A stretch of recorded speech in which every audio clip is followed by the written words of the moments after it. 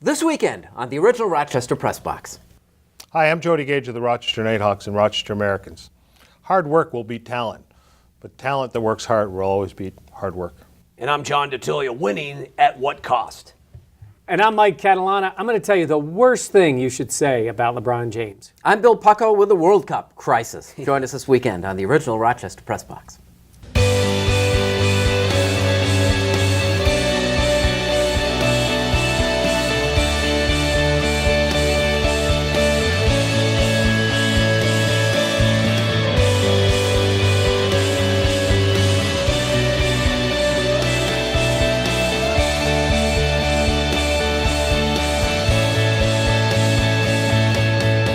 Hello, everyone, and welcome into the original Rochester Press Box. I'm Bill Pucko, joined by John DiTullio from Fox 1280 Sports. Billy, it's so great to be with you. Thanks for having me back. You're welcome.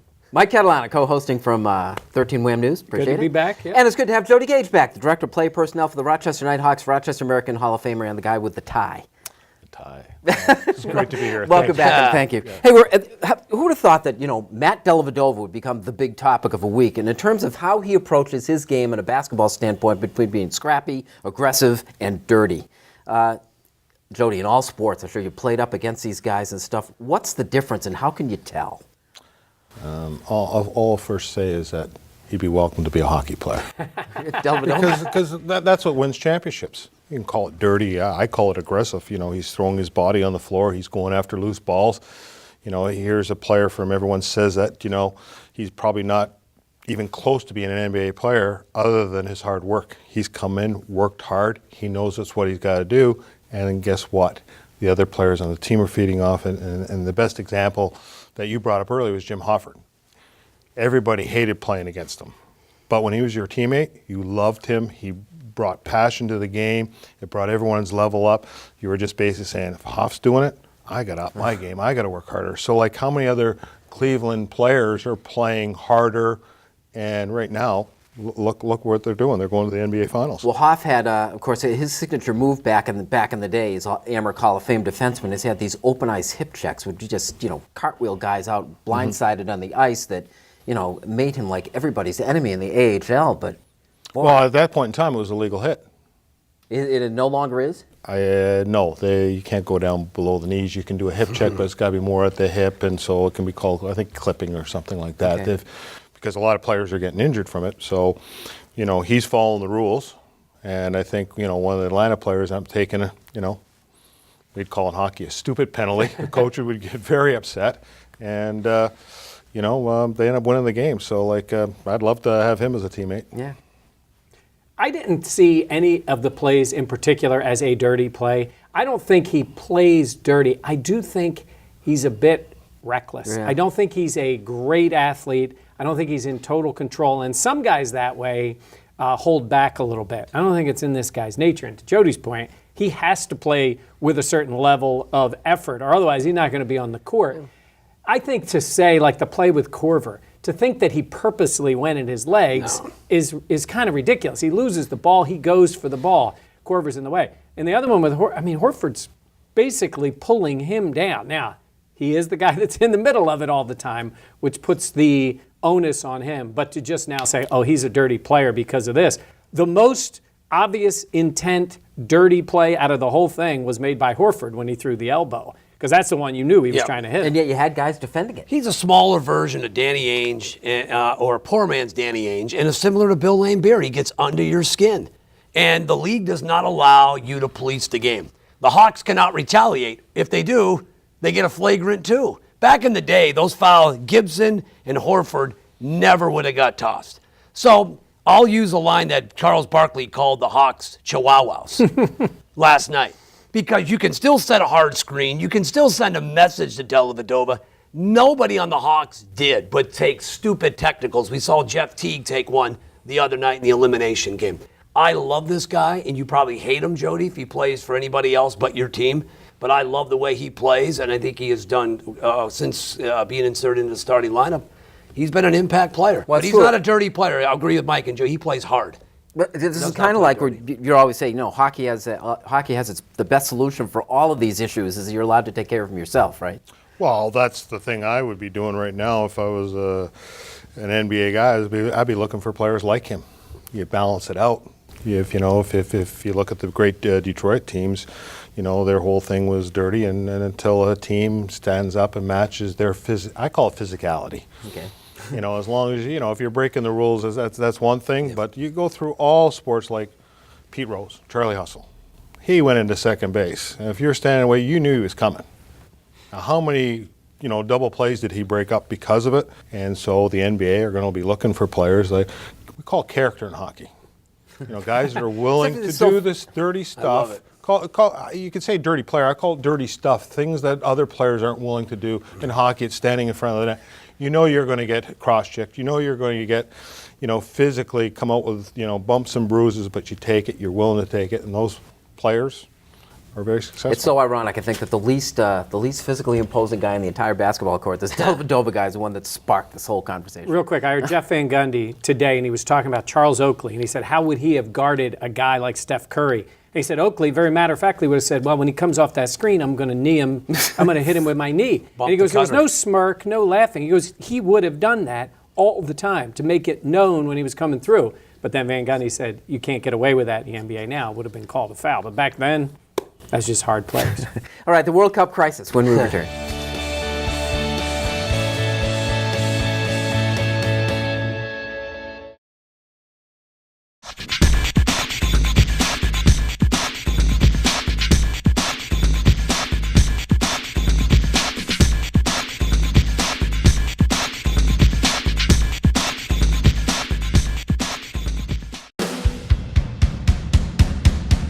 Welcome back to the original Rochester Press Box. It seems like half of FIFA is either in prison or on its way to prison. A sting operation is like, jeopardize the future of the men's World Cup soccer.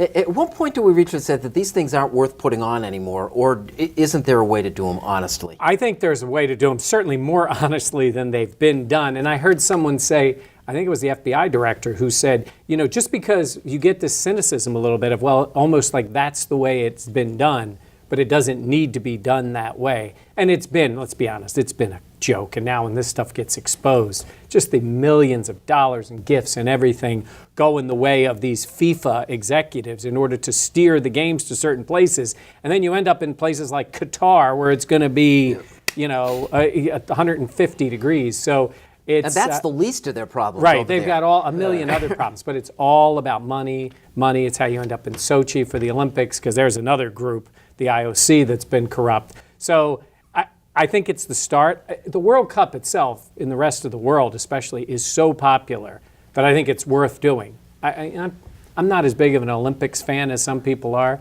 but I see the World Cup as being a great event in a lot of places on the field itself. The rest of it's been a joke, and I'm glad it's at least starting to be addressed. These guys make the NCAA look like saints. I was just going to say, the three organizations I hate the most, the NCAA, the IOC, as Mike just mentioned, and FIFA. It's like the Corleone family. Are we really surprised that there's corruption and there's kickbacks? Is there a cement job on that? I mean, think about all the kickbacks. The fact that Russia got the World Cup and Qatar in the United States can't get a sniff for the World Cup, yet Qatar, they should have been an investigation just for that. And Sochi getting the games.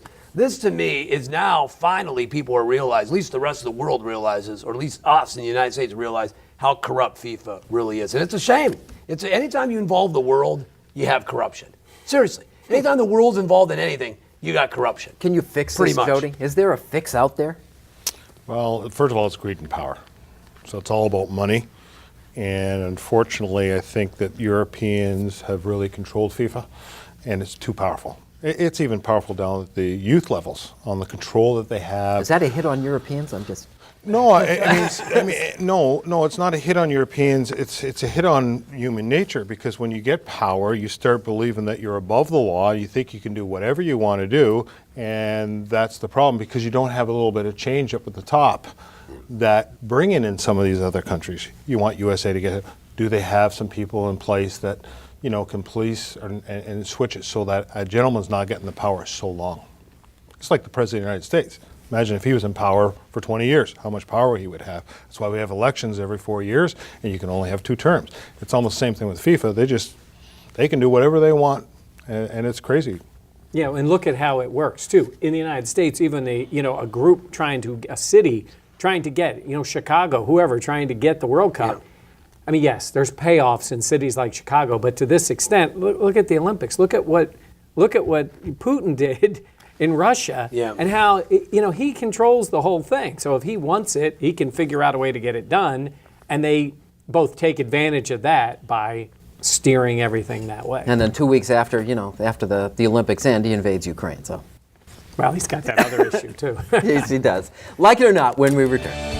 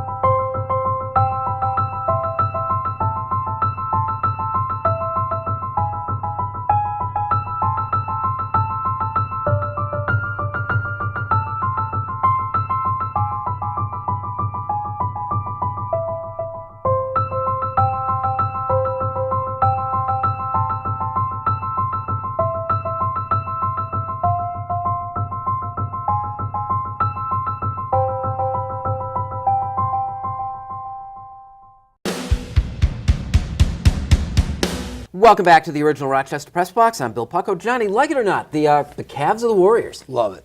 What, Cavs versus the Warriors or Cavs or what? Cavs versus the Warriors. The NBA is less about market size and more about stars, and you get the best player on the planet, LeBron, with the MVP in Stephen Curry. I can't wait for this championship to happen. Let's get Houston out of the way. Golden State and Cleveland, to me, will be a phenomenal series. Phenomenal series. Whereas LeBron can deliver Cleveland their first championship in, 51 years? Golden State hasn't won anything in 40 years. Is this the passing of the torch, so to speak, with Stephen Curry? But I'm rooting for LeBron James. Yeah. I am rooting because I feel Curry and the Warriors haven't paid their dues. Us in this business, we believe you got to pay your dues, and no one believes Golden State's paid their dues. So I think that's why I'm rooting. One of the reasons why I'm rooting for Cleveland. I'm glad that fans are going to get, if they watch, they're going to get a chance to see the Warriors play, because I think they've really shown the way the game should be played or could be played. But I mean, make no mistake about it, James is the best player in the world, and he's leading basically what could have been the New York Knicks to the NBA Finals, getting play out of Shumpert and Smith and those guys. I think it's going to be a great final series. If he pulls this off, is this his greatest accomplishment? It may be the greatest accomplishment of any player in the NBA history, what he's been able to do. I believe, like Mike just mentioned, Dellavedova, he's made Tristan Thompson a boatload of money. Dellavedova's become this star overnight. Kyrie Irving is limping like Willis Reed right now. I think if he wins it and he beats Golden State, the best player in the MVP, I think this could be the best achievement any player's ever had in the NBA. Can a hockey player appreciate the NBA Finals? Yes. The thing I like about the NBA right now, it's become more a little bit like hockey. It's not quite like hockey. The great thing about hockey, there's no trophy that's harder to win.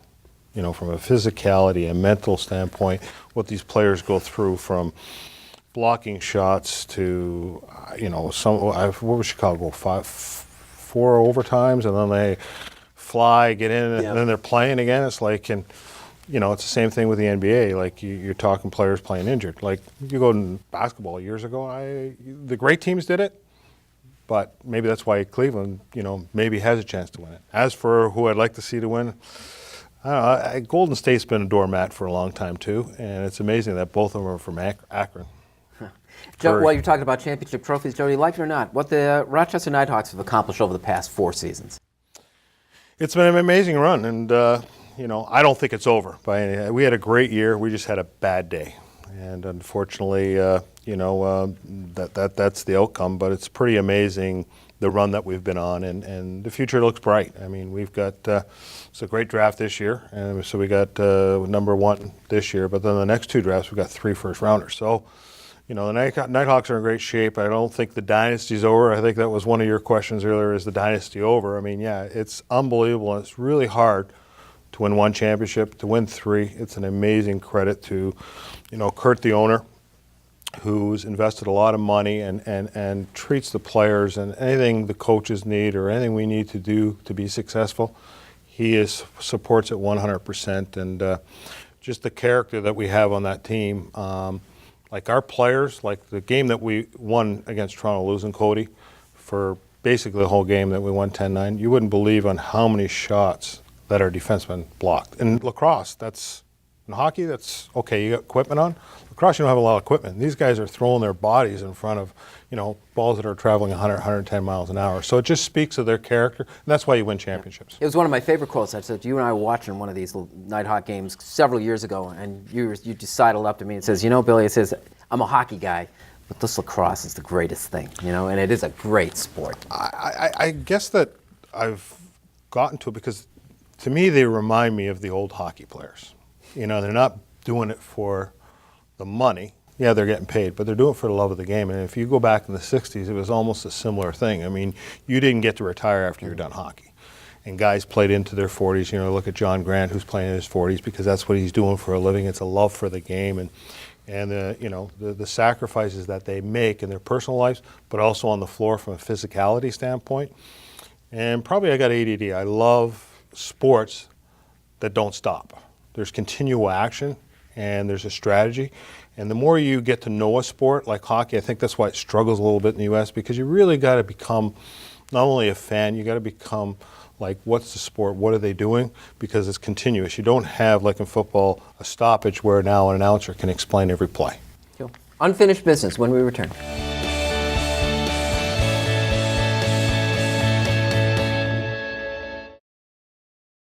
And you don't need to be Native American to realize it is offensive. And it's not politically correct. It's the right thing to do. He was an idiot for throwing him that pitch. The guy's phenomenal. He had no reason to give him anything, especially a fastball to hit. It's simply that these two guys, Ronaldo and Tom Brady, are too good looking. I like it, just don't admit to it. Everybody wants to hate on the best in the world.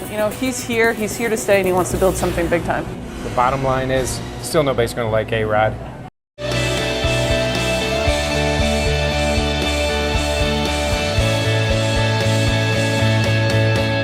Welcome back. This is the original Rochester Press Box. It's time for Unfinished Business. Johnny. All right, winning at what cost? This past offseason, the Chicago Bears signed Ray McDonald. He's had a couple of domestic issues while playing for the San Francisco 49ers. He was since released. The Bears GM Ryan Pace and owner George McCaskey staked their reputation. They signed McDonald to a one-year deal. Now, he's had 2 domestic incidents this past week. A third one has now arose. Now, there's been no charges filed, no police report, but the Bears released McDonald. They signed him to a one-year deal, $1 million, no guaranteed money.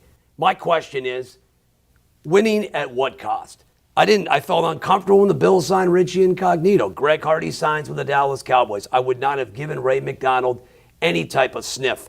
I'm all for a player getting a second chance, an opportunity to work, but at what cost? There's been some discussions that the Chicago Bears should be penalized, should be docked a draft pick for signing McDonald.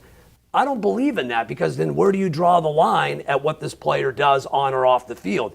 My question is, or the issue I have, is that why the Bears even brought him in to begin with. You can find somebody of equal talent, maybe even less talent, but more character is what I'm all about. In terms of the Bears being penalized, they've already been penalized. PR-wise, it's been a nightmare for their general manager and owner for bringing in Ray McDonald, who is a bad guy. I can say if you're a Bears fan this week, it wasn't a very good week It's for an you. off. Listen, and winning at what cost? I mean, come on. I know McDonald can play, but don't stake your reputation on the line and then release the guy hours after he's involved in yet another altercation. Mr. Hockey. I didn't really have a topic, but he said winning at all costs. And, in sports, we are paid to try to win. But the one comment I'll say is that winning at all costs, and I'm all for bending the rules, not breaking them. And when you bring in a player like you just mentioned, it's called character. And I don't think it helps you win. In the long run, with the Nighthawks and hockey, we talk about character as one of the biggest things. And if, you talk about the player that we talked about, Cleveland, that's character. and it takes character to win. You know, and as for leagues and Deflategate, I know it's been a big topic. I mean, that's bending the rules. It's not breaking them. To me, you know, we call it the sports evolving, and you got to evolve around GMs and coaches with rules, and you got to put things in place, and that's a simple one to fix. And to make it as big as it is, I don't think, you know, in hockey, we curve sticks. We can make them illegal. Does talent ever trump character to you? In this case, this is what we're talking about. No, you want talent with character. We got a saying, hard work will beat talent, but if talent works hard, it's going to beat character. You know what I mean? So you got to have balance, and you have to have balance in your lineup. You just can't have a bunch of talented players. You can't have like 20 Wayne Gretzky's to win hockey.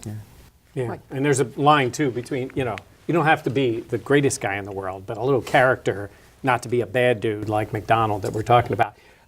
There's no issues like that with LeBron James. He's a great basketball player, one of the greats of all time. And I listen to people who want to rip the guy, and their biggest criticism of LeBron James is, well, he's not Michael Jordan.